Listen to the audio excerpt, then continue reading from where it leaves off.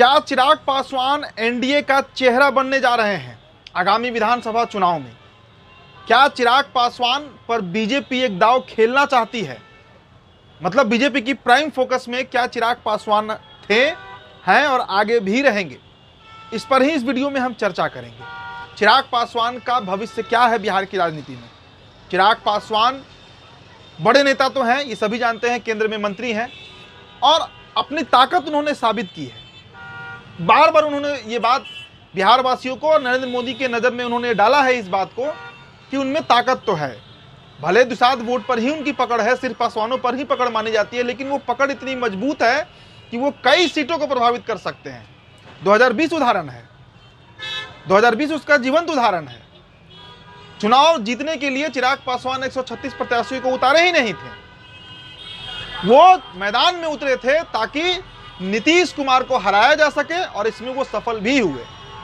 नीतीश कुमार के पर कतर दिए थे चिराग पासवान ने। इस बार का आप लोकसभा लीजिए, इस बार के लोकसभा में भी कई तरह की बातें चल रही थी कि पारस को ये मिलेगा, वो मिलेगा, सिटिंग एमपी का टिकट कैसे कटेगा, चाहे नवादा वाले चंदन बाबू हों, समस्तीपुर के प्रिंस हो, सभी का टिकट कटा।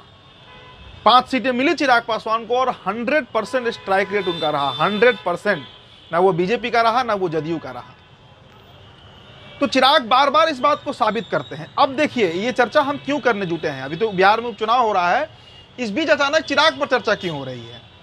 चिराग पर चर्चा करना इसलिए जरूरी है क्योंकि कल एक मंच सजा था। मंच नरेंद्र मोदी का था, बिहार आगमन का था। बिहार पहुंचे थे नरेंद्र मोदी, बहुत दिन बाद आए बिहार, और जो मंच सजा था उसमें कई नेता मौजूद थे मंच पर। एनडीए के लगभग सभी नेता, बड़े नेता जो है वो मौजूद थे। नरेंद्र मोदी के अगल बगल जो, देखिए राजनीति में एक बात समझना होता है, जब कोई बड़ा मंच सस्ता है या छोटा मंच भी सस्ता है, उसमें किस नेता को कौन सी कुर्सी दी जा रही है, उन्हें कहां बिठाया जा रहा है, इससे बहुत कुछ तय होता है। सबसे सेंटर में प्रधानमंत्री नरेंद्र मोदी का कुर्सी था, सबसे बड़े नेता हैं भी एनडीए घटक दल के पूरे देश में, तो उन्हें तो सेंटर में मिलना था, जगह मिला। उनके अगल बगल कौन लोग बैठे थे, इससे बहुत दृश्य क्लियर होता है, बहुत कुछ क्लियर होता है। अब तस्वीर आपको हम दिखाते हैं कल जो मंच सजा था। सबसे पहले आप देखिए कि नरेंद्र मोदी के बाएं तरफ कौन बैठा था, बाएं साइड मतलब उनके लेफ्ट हैंड साइड कौन कौन नेता बैठा हुआ है। तस्वीर में आपको बिहार के गवर्नर दिख रहे होंगे, उसके बाद दिलीप जायसवाल आपको दिख रहे होंगे। तो नरेंद्र मोदी के बगल में बिहार के गवर्नर बैठे, बहुत लाजमी सी बात है। उनके बगल में बीजेपी के प्रदेश अध्यक्ष बैठे, यह भी लाजमी सी बात है। सम्राट चौधरी कहां गायब है, इस पर भी हम चर्चा करेंगे। लेकिन उससे पहले जरा आप नरेंद्र मोदी के दाहिनी तरफ देखिए, नीतीश कुमार हैं। नीतीश कुमार एनडीए के बिहार के तो सबसे बड़े नेता हैं, तो तय सी बात है कि मोदी के वो राइट हैंड साइड में ही बैठेंगे, दाहिने तरफ ही बैठेंगे। लेकिन नीतीश कुमार के बाद कौन बैठा है, ये इस पर नजर डालने की जरूरत है। नीतीश कुमार के दाहिने तरफ चिराग पासवान मौजूद है, और इसीलिए हमने वीडियो के शुरुआत में कहा कि क्या बीजेपी एक दांव चिराग पर खेलेगी। अब समझिए इस खेल को। प्रायोरिटीज दी जाती है नेताओं को मंच पर। देश का प्रधानमंत्री, दाहिने तरफ ठीक बगल में बिहार का मुख्यमंत्री, और उनके बगल में कौन बैठा है? ना जीतन राम मांझी, ना उपेंद्र कुशवाहा, कहीं नहीं, वो तो मंच पर थे भी नहीं वैसे भी। तो चिराग बैठे हैं वहां पर। कई तस्वीरें हैं, आप देखिए एक और तस्वीर आपको हम दिखाते हैं।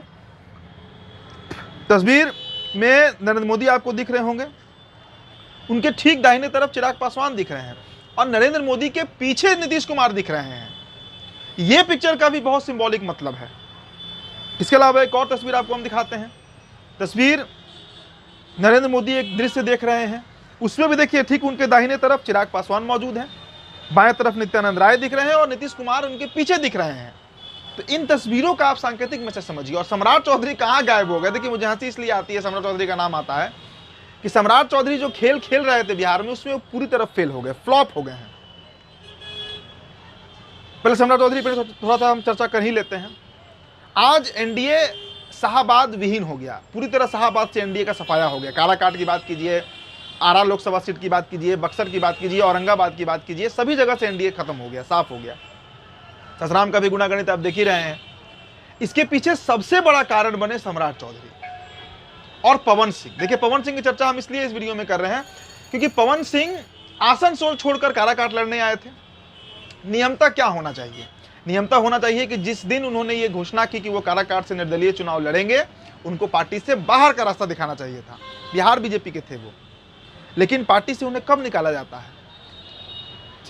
26 तारीख को, जहां तक मुझे याद है 26 मई को प्रधानमंत्री का दौरा था काराकाट का, वहां पर रैली होनी थी।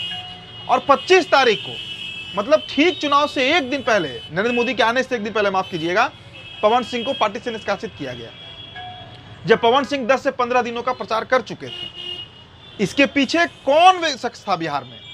यही सम्राट चौधरी थे। अब तो ये बात पटल पे आ चुकी है, उपेंद्र कुशवाहा भी कह चुके हैं, सभी लोग जानते हैं इस बात को। तो कुशवाहा नेता बनने की होड़ में सम्राट चौधरी ने पूरा शाहाबाद गंवा दिया। अब सम्राट चौधरी नहीं कह सकते हैं कि उन्होंने हाजीपुर जितवा दिया चिराग पासवान को, ये वो नहीं कह सकते हैं कि उन्होंने नित्यानंद राय को जियारपुर जितवा दिया, ये वो नहीं कह सकते हैं कि पटना साहिब उन्होंने रविशंकर प्रसाद को जितवा दिया। ये नेता अपने बदौलत जीते हैं, यहां पर कुशवाहा वोट का कोई बहुत खेल है भी नहीं। आप बताइए कि सम्राट चौधरी के कहने पे कितने कुशवाहा औरंगाबाद में वोट दिए थे सुशील सिंह को? कितने कुशवाहा बक्सर में मिथिलेश तिवारी को वोट कर दिए थे? तो उसी समय से सम्राट चौधरी का ग्राफ गिरने लगा। उस समय वो प्रदेश अध्यक्ष थे, आज वो प्रदेश अध्यक्ष नहीं है। तो वास्तविक स्थिति यही है कि वो सम्राट चौधरी जो कभी बिहार में सीएम फेस बन रहे थे, सबसे बड़े कुशवाहा लीडर के तौर पर खुद को देख रहे थे, और इसलिए उन्होंने उपेंद्र कुशवाहा को डैमेज किया। लेकिन उपेंद्र कुशवाहा तो राज्यसभा चले गए और नुकसान हुआ सबसे बड़ा सम्राट चौधरी का। वो मंच से गायब हैं, पूरी तरह गायब हैं। विजय सिन्हा देखिए, दाहिने तरफ जो चिराग पासवान बैठे हैं, उधर से वो 5वें 6ठे नंबर पर चले गए हैं। विजय सिन्हा भी कभी सीएम फेस खुद को समझ रहे थे। तो बीजेपी बड़ा क्लियर मैसेज देती है, बीजेपी का बड़ा स्पष्ट हिसाब किताब रहता है। अब ये नित्यानंद राय अगर मंच में मौजूद है, क्योंकि वो बिहार में कभी सीएम फेस होंगे नहीं, उन्हें केंद्र की राजनीति करनी है। इसलिए मैंने कहा, और मैं अभी भी दोहरा रहा हूं उस बात को, कि चिराग पासवान जो है वो नीतीश के ठीक बगल में। और चिराग पासवान की सबसे बड़ी दुविधा क्या थी? नीतीश कुमार थे। नीतीश कुमार से उनकी अदावत इतनी कड़ी हो गई थी, इतनी खराब हो गई थी, उनके संबंध इतने खराब हो गए थे नीतीश कुमार से, कि वो एकमात्र डर था। लेकिन अब वो स्थिति नहीं है। और देखिए, पोस्ट नीतीश एरा जिसकी हम बात करते हैं कि नीतीश के बाद क्या होगा बिहार में, जदयू में तो कोई इस तरह का लीडर नहीं है। आप विजय चौधरी नहीं कह सकते हैं, आप अशोक चौधरी नहीं कह सकते हैं, आप किसी को नहीं काउंट कर सकते हैं, इवन ललन सिंह को आप काउंट नहीं कर सकते हैं जो नीतीश के बाद जदयू को संभाल सके।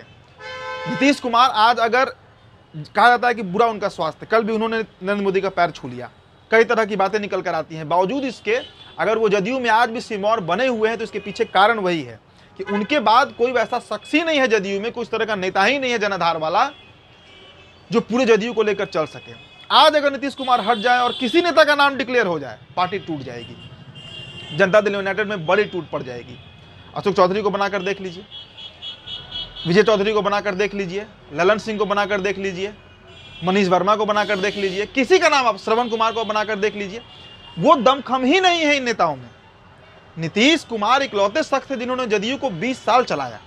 भाई नीतीश कुमार आज भले जिस परिस्थिति में हो, जो उनका स्वास्थ्य है, लेकिन कभी नीतीश कुमार ग्लोबल लीडर रहे हैं, रशिया उनकी तारीफ कर चुका है। बिना किसी, नीतीश कुमार अपना प्रचार भी नहीं करते हैं, उनके कामों के बदौलत वो अपनी पहचान बनाए। उस नीतीश कुमार की पार्टी जदयू का क्या हासिल होगा नीतीश कुमार के बाद? इसीलिए मैंने कहा कि चिराग पासवान एक अच्छा विकल्प के तौर पर उभर रहे हैं, और हर बार अपने मेरिट को उन्होंने प्रूव भी किया है, इस बात से हम इनकार नहीं कर सकते हैं। 2020 का विधानसभा चुनाव हमने उदाहरण के तौर पर देखा, 2024 का लोकसभा चुनाव हमने उदाहरण के तौर पर देखा। तो बीजेपी जानती है कि एक दलित चेहरा को अगर हम आगे बढ़ाएंगे तो भविष्य हो सकता है एनडीए का। और चिराग पासवान जितने विश्वसनीय पात्र हैं नरेंद्र मोदी के, सबसे बुरे दौर में भी उन्होंने आरजेडी का दामन नहीं थामा। बड़ा ऑफर था उनको उस तरफ से, हमने उस पर लोकसभा के समय खूब खबर चलाई थी, खूब चर्चा थी बिहार में कि 10 लोकसभा सीट उनको मिल रहा है महागठबंधन में। तेजस्वी का ऑफर था, 75 विधानसभा सीट भी उनको मिल जाता विधानसभा में। लेकिन उन सब को ताक पर रखकर चिराग पासवान ने नरेंद्र मोदी का साथ निभाया है।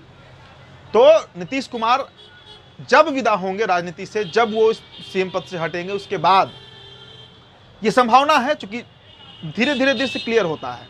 और कल मंच पर जो सभा सजी थी, उससे बहुत दृश्य क्लियर हुआ कि चिराग पासवान का क्या स्टेटस एनडीए में है, बिहार में है, और नरेंद्र मोदी की नज़र में उनको क्या हैसियत रखते हैं चिराग पासवान। आप खुद समझिए, देश का प्रधानमंत्री बैठा है, उनके दाहिने तरफ बिहार का मुख्यमंत्री बैठा है, और उनके बगल में कोई नेता नहीं, सिर्फ चिराग पासवान। जीतन राम मांझी और उपेंद्र कुशवाहा तो दिख ही नहीं रहे हैं मंच पर, हैं ही नहीं मौजूद वो।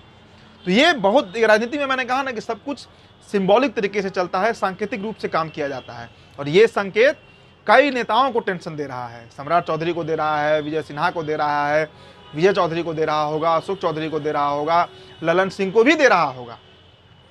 चिराग पासवान भविष्य हो सकते हैं एनडीए का। क्या होगा ये तो एनडीए को तय करना है। चिराग पासवान तय करेंगे, नरेंद्र मोदी तय करेंगे, नीतीश कुमार तय करेंगे। लेकिन ये जो मेरा विश्लेषण है, इन तस्वीरों को आप देखना, आपने देखा, आप खुद भी इस पर अपनी राय हमारे कमेंट बॉक्स में दे सकते हैं। फिलहाल इस चर्चा में इतना ही। मेरा नाम उदित तारन है, द बिहार टॉपर वीडियो आप देख रहे थे। बहुत बहुत शुक्रिया।